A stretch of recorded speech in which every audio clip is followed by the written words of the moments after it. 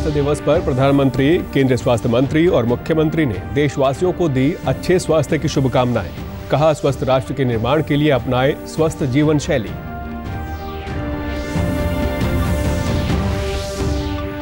आयुष मंत्रालय द्वारा लाल किले पर अंतर्राष्ट्रीय योग दिवस से 75 दिन पहले किया गया योग उत्सव कार्यक्रम का आयोजन। लोकसभा अध्यक्ष ने कहा, योग हमारे जीवन की प्राचीनतम पद्धति।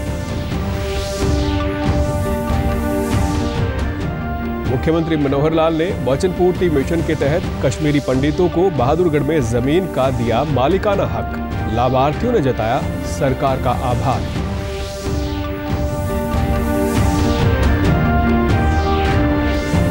और स्वास्थ्य और शिक्षा विभाग के तत्वाधान में आजादी का अमृत महोत्सव के तहत पंचकुला में आयोजित कार्यक्रम में दिव्यांगजनों ने दिखाई अपनी प्रतिभा।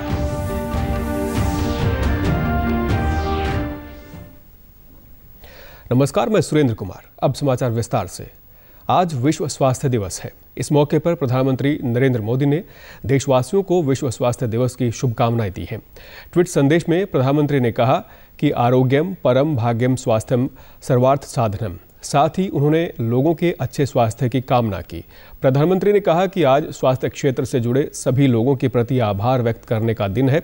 उन्होंने कहा कि समग्र स्वास्थ्य को और बढ़ावा देने के लिए हम अपने आयुष नेटवर्क को मजबूत कर रहे हैं। केंद्रीय स्वास्थ्य मंत्री मनसुख मांडविया ने ट्वीट कर कहा कि आज विश्व स्वास्थ्य दिवस के अवसर पर हम सभी को ये संकल्प लेना चाहिए कि अपने रोजमर्रा के व्यस्त जीवन में कुछ ऐसी गतिविधियों को जोड़ें जिससे हमारे स्वास्थ्य को लाभ मिले। मुख्यमंत्री मनोहर लाल ने विश्व स्वास्थ्य दिवस पर ट्वीट कर कहा कि कोरोना काल में योग और आयुर्वेद ने लोगों को स्वास्थ्य के प्रति जागरूक किया और जीवन का एक नया मंत्र और लक्ष्य दिया। उन्होंने कहा कि आइए इस अवसर पर हम सभी एक स्वस्थ राष्ट्र के निर्माण के लिए स्वस्थ जीवन शैली के प्रति जागरूकता का प्रसार करें। विश्व स्वास्थ्य दिवस के अवसर पर आयुष मंत्रालय ने नई दिल्ली स्थित लाल किले पर अंतर्राष्ट्रीय योग दिवस से 75 दिन पहले योग उत्सव कार्यक्रम का आयोजन किया।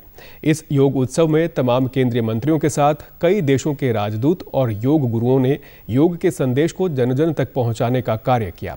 योग उत्सव कार्यक्रम में मुख्य अतिथि लोकसभा अध्यक्ष ओम बिरला ने कहा कि योग हमारी प्राचीनतम जीवन पद्धति है। योग से तन मन स्वस्थ हो, निरोगी काया हो, इसके लिए आज भी योग अभ्यास जरूरी है। कोरोना के समय हमने देखा है कि किस तरीके से विश्वव्यापी कोरोना के अंदर भारत ने इस योग से लोगों को बचाने का काम किया। हमारी प्राकृतिक चिकित्सा पद्धति से लोगों को बचाने का काम किया। अब हम सबकी जिम्मेदारी है इस आजादी के अमृत महोत्सव पर कि हम इस संकल्प के साथ जाएं कि देश और दुनिया के अंदर हमारी योग संस्कृति और पद्धति को और जीवन शैली को अपनाने का एक संदेश लेकर जाएं, ताकि भारत और दुनिया का हर व्यक्ति स्वस्थ रहे, तन स्वस्थ रहे, मन स्वस्थ रहे, उसकी निरोगी काया रहे। इसके लिए हमें संकल्प के साथ जाना है। वर्ष 1991 से 1993 तक झज्जर जिले के बहादुरगढ़ के सेक्टर 2 में कश्मीरी पंडितों के परिवारों द्वारा खरीदी गई जमीन का मालिकाना हक उन्हें देने के लिए मुख्यमंत्री मनोहर लाल ने मिशन वचन पूर्ति की घोषणा की। इसके तहत 182 परिवारों को प्लॉट का आवंटन किया गया। मुख्यमंत्री ने आज चंडीगढ़ में आयोजित कार्यक्रम में कश्मीरी पंडितों को मालिकाना हक के कागजात सौंपे। मुख्यमंत्री ने कहा कि 30 वर्षों में इन परिवारों ने अपनी जमीन पाने की उम्मीद लगभग खो ही दी थी। वर्ष 1997 में उपयुक्त संशोधन करने के बाद कुछ भूखंड कश्मीरी पंडितों के पक्ष में जारी किए गए थे। आज तक इस पूरी प्रक्रिया के माध्यम से कुल 209 परिवारों को प्रदेश सरकार द्वारा दिए गए वचन की पूर्ति की गई है। के बाद जब वो विषय हमारे पास आया, हमने आकर के अब उसमें से 7 परिवारों को तो पहले दिया जा चुका था। 21 परिवारों ने अपनी जमीन खरीदी और खरीद के बाद में फिर वो झगड़े वाली भले थी लेकिन उन्होंने बेच दी अपनी। 28 और 182 परिवारों को आज वो प्लॉट दे दिए जाएंगे। यानी एक इसको हमने वचन पूर्ति कहा है। वचन पूर्ति यानी एक वचन दिया है कि हम उनको हम पूरा करेंगे और पूरा करने के बाद उनके 184 परिवारों में से कुछ यहाँ आज आए हैं, उनको भी ये कार्ड जो है, ये इनके जो अधिकार, मालिकाना अधिकार, उनको उन प्लॉट्स का दिया जाएगा।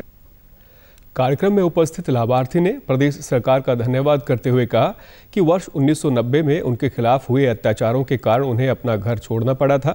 यहाँ हमने जमीन का एक छोटा सा टुकड़ा खरीदा, लेकिन हमें इसका कब्जा लेने में ही लगभग 3 दशक लग गए।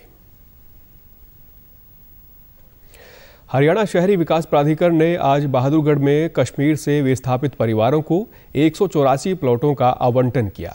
गौरतलब है कि वर्ष 1992 में कश्मीरी पंडितों ने बहादुरगढ़ में घर बनाने के लिए प्राधिकरण से प्लॉट खरीदे थे। तकनीकी खामियों के कारण इन परिवारों को प्लॉट आवंटन नहीं हो पाया था। प्राधिकरण की संपदा अधिकारी श्वेता सुहाग ने बताया कि कश्मीरी पंडितों को प्लॉट अलॉट कर दिए गए हैं। प्लॉट होल्डर एसोसिएशन के मेंबर थे जिन्होंने साल 1991 और 1992 में बहादुरगढ़ में प्लॉट खरीदे थे, जिस ज़मीन को बाद में हुडा के द्वारा एक्वायर कर लिया गया था और फिर रिलीज़ भी कर दिया गया था। तो उन प्लॉटों का आज अलॉटमेंट किया जा रहा है। कुल संख्या इन प्लॉट्स की 212 थी, लेकिन 28 प्लॉट्स का अलॉटमेंट पहले ही 2016 में हो चुका था और बचे हुए 184 प्लॉट्स जो हैं उनका अलॉटमेंट आज हम प्रोविजनल अलॉटमेंट तो अभी दे रहे हैं। उसके बाद ये हम एक स्क्रूटिनी हम रन करेंगे इनकी डॉक्यूमेंट्स की, और जो स्क्रूटिनी करा देंगे वो फिर होता जाएगा। कश्मीरी पंडितों ने बताया कि कश्मीर से विस्थापित होने के बाद उन्होंने बहादुरगढ़ में घर बनाने के लिए जमीन खरीदी थी, लेकिन जमीन नहीं मिली। आखिरकार 30 साल के संघर्ष के बाद अब प्लॉट आवंटन होने से वे खुश हैं और सरकार का आभार व्यक्त करते हैं। हमें नॉलेज थी नहीं, हमने रजिस्ट्रियाँ करी, वो हमारे पैसे ले लिए और बाद में बोला जी अच्छा चाहिए आपको दे देंगे। बाद में जब आया किसी को कुछ नहीं मिला। लड़ते गए भाई साहब 30 साल निकल गए। आज मैं शुक्रगुजार हूँ इस प्रशासन का। अब जिसके पास रहने सर छुपाने के लिए जगह नहीं, उसको सर छुपाने के लिए जगह मिल गई। इससे बड़ा चीज क्या हो सकता है। आज खुश है हम, आज बिल्कुल खुश है हम खुश हैं। हम तो धन्यवाद करते हैं उस प्रशासन का हाथ जोड़ के कि उन्होंने कश्मीरी पंडितों की बहुत मदद की है। आज़ादी का अमृत महोत्सव के तहत आज पंचकुला में स्वास्थ्य और शिक्षा विभाग के संयुक्त तत्वाधान में विश्व स्वास्थ्य दिवस पर नेशनल हेल्थ फेस्ट फॉर दिव्यांगजन वी केयर का आयोजन किया गया। इस कार्यक्रम में लगभग 800 दिव्यांगजनों ने विभिन्न प्रतियोगिताओं में अपनी प्रतिभा का प्रदर्शन किया। इस अवसर पर स्वास्थ्य मंत्री अनिल विज ने कहा कि कोरोना काल ने लोगों को स्वास्थ्य के प्रति और जागरूक किया है। इस दौरान चिकित्सकों के प्रयासों से कई लोगों को जीवन दान मिला है। लोगों में स्वास्थ्य के प्रति अवेयरनेस पैदा करना वो इसका मकसद है। और इन 2 सालों में तो ये जो कोविड की लहर आई है, डॉक्टरों ने बहुत कुछ करके दिखाया है, अपनी जिंदगियां भी खोई हैं और हजारों जिंदगियों को बचाया भी। इस मौके पर विधानसभा अध्यक्ष ज्ञानचंद गुप्ता ने कहा कि ऐसे कार्यक्रमों से दिव्यांगजनों को अपने व्यक्तित्व विकास का अवसर मिलता है। जिलों से लगभग 800 ऐसे दिव्यांग बच्चे जो किसी न किसी कारण से पीड़ित हैं, ऐसे बच्चों को यहाँ पर बुलाकर उनका चेकअप, उनका हेल्थ चेकअप, उनको मोटिवेट करने के लिए कि वो आगे आएँ। क्योंकि ये जो 2 वर्ष का कार्यकाल रहा कोविड का, इस कोविड काल के अंदर बच्चों के अंदर जो एक थोड़ा ठहराव आया था, उसको गति देने के लिए आज इस कार्यक्रम का आयोजन किया गया। दिव्यांग विद्यार्थियों ने कहा कि डांस, ड्राइंग और गायन प्रतियोगिताओं से उन्हें अपनी प्रतिभा दिखाने का अवसर मिला है। अभिभावकों ने भी स्वास्थ्य और शिक्षा विभाग के प्रयास की सराहना की। बहुत मज़ा आया। मैंने यहाँ पर पहले ड्राइंग बनाई, फिर हमने डांस किया और हमारा चेकअप हुआ। मेरे को डांस अच्छा लग रहा है और पार्टी अच्छी लग रही है और मज़ा आ रहा है और सारा पता है यहाँ जो भी करवा रहे हैं बहुत अच्छा है, बहुत अच्छी गतिविधि करवा रहे हैं इनको डांस म्यूजिक। देश के सभी आयुर्विज्ञान संस्थानों में चिकित्सा स्नातक पाठ्यक्रमों में प्रवेश के लिए 2022 की नीट परीक्षा 17 जुलाई को होगी। राष्ट्रीय परीक्षा एजेंसी की वेबसाइट के माध्यम से आवेदक ऑनलाइन आवेदन जमा करवा सकते हैं। नीट परीक्षा देश भर के परीक्षा केंद्रों में 13 भाषाओं में आयोजित की जाएगी। परीक्षा दोपहर 2 बजे से शाम 5:20 तक होगी। ये परीक्षा भारत में लगभग 543 शहरों में और भारत से बाहर 14 शहरों में आयोजित की जाएगी। इस बार नीट परीक्षा में भाग लेने के लिए अधिकतम आयु सीमा नहीं रखी गई है। इससे पहले आयु सीमा 25 वर्ष थी, जिसमें आरक्षित वर्ग के परीक्षार्थियों के लिए 5 वर्ष की छूट थी।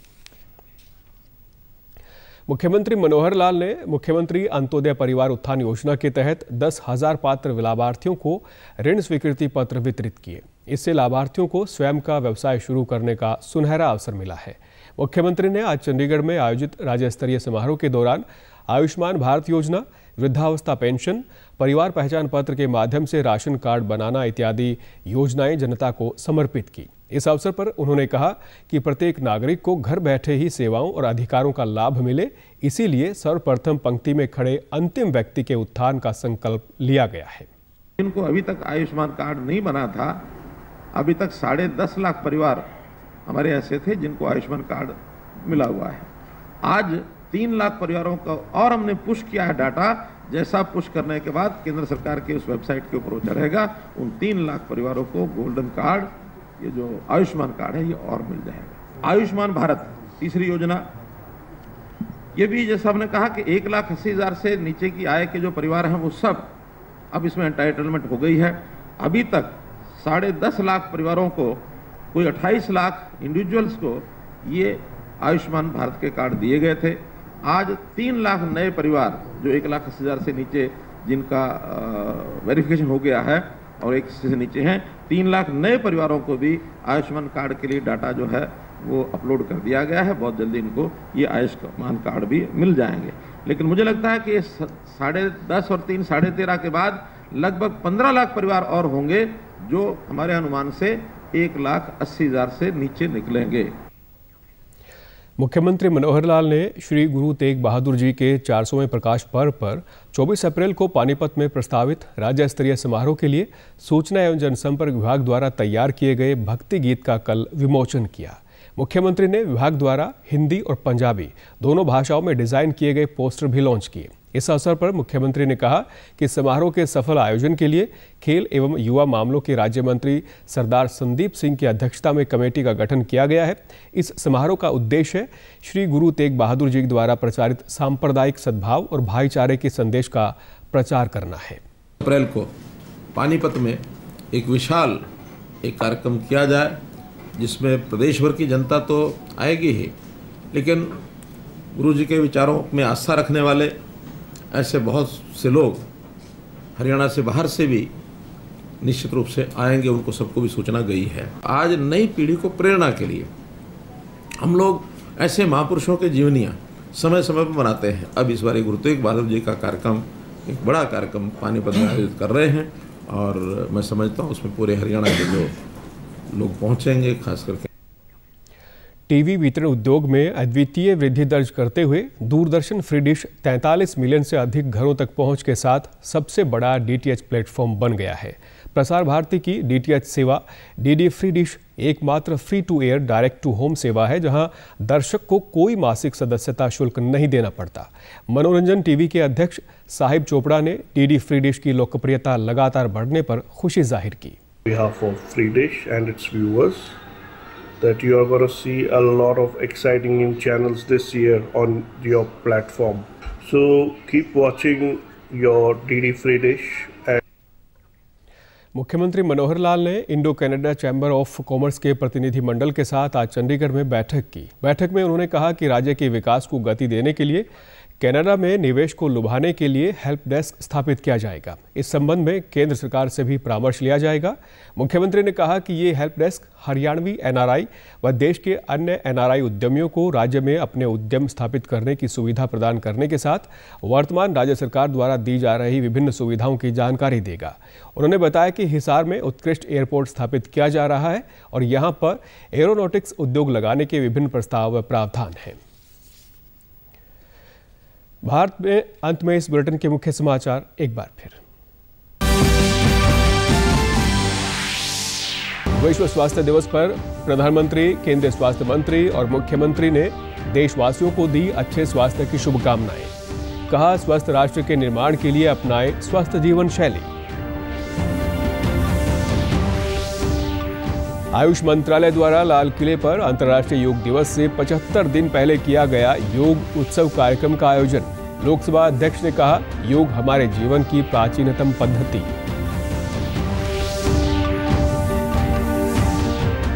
मुख्यमंत्री मनोहर लाल ने वचन पूर्ति मिशन के तहत कश्मीरी पंडितों को बहादुरगढ़ में जमीन का दिया मालिकाना हक। लाभार्थियों ने जताया सरकार का आभार।